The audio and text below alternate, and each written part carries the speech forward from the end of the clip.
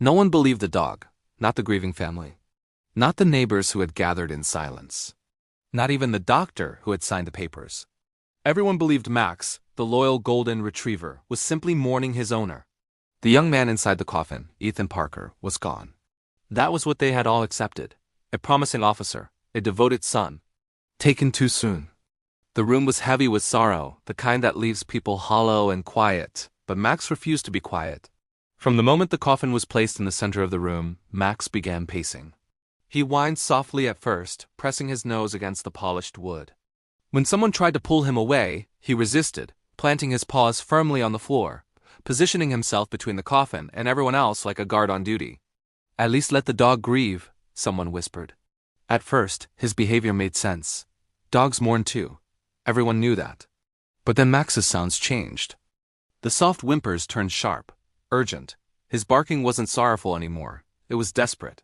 He clawed lightly at the edge of the coffin, circling it, stopping, listening, then barking again. The room grew uneasy. Neighbors exchanged glances. A few people stepped closer, unsettled by the intensity of the dog's focus. "He won't calm down," someone muttered. They tried soothing him, calling his name, even offering treats. Max ignored it all.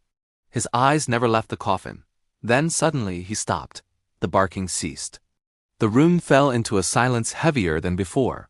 Max slowly lowered himself and pressed his ear against the coffin. His tail went still, his breathing slowed. Every muscle in his body tensed, as if he were listening to something no one else could hear.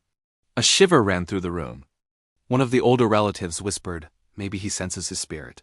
Another shook their head. "It's just instinct." "He's confused." But Max wasn't confused. He lifted his head and nudged the coffin, gently at first, then harder.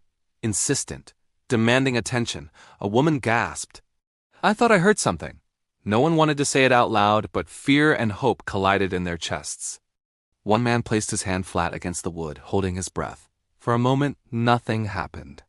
Then, a faint vibration, so slight it could have been imagined. So brief it left everyone frozen. Max stood up straight, tail rigid, eyes locked on the coffin. He knew. Whispers broke out. Some people stepped back, shaking their heads in disbelief. Others leaned closer, hearts racing. Then it happened again.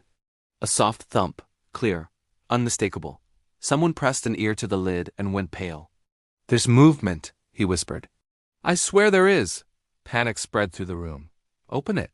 What if it's dangerous? What if we're wrong?" Before anyone could argue further, a sharp knock came from inside the coffin. Gasps filled the air. Grief shattered instantly, replaced by shock and terror. They didn't hesitate anymore. Hands trembling, they lifted the lid. Inside was chaos and miracle all at once. A shallow breath, weak but real. Life where there was supposed to be none. People cried out. Someone ran for help. Others supported Ethan carefully, realizing how close they had come to a terrible mistake. Max barked joyfully now, licking Ethan's face, whining as if urging him to stay awake. Moments later, they rushed him outside. The storm that had been pounding earlier finally eased, as if giving them a chance. Strangers stopped and stared as the car sped away, a man nearly buried now fighting for his life. At the hospital, everything moved fast. Doctors rushed in. Nurses called orders. Machines beeped. Max refused to leave Ethan's side, sitting firmly outside the emergency room doors, eyes fixed, ears alert. Hours passed like years. Finally, the door opened. The doctor stepped out, his expression filled with disbelief and awe. "He's alive. And he's stable," he said softly. "If you had waited any longer, he wouldn't have survived." Tears fell freely. Hands covered mouths. Relief swept through the room. Max stood up slowly, as if confirming what he had known all along. Later, when they were allowed inside, Ethan lay weak but breathing. When Max climbed beside him, Ethan's fingers twitched, a small, undeniable sign. Doctors called it a miracle. The family called it fate, but everyone agreed on one thing.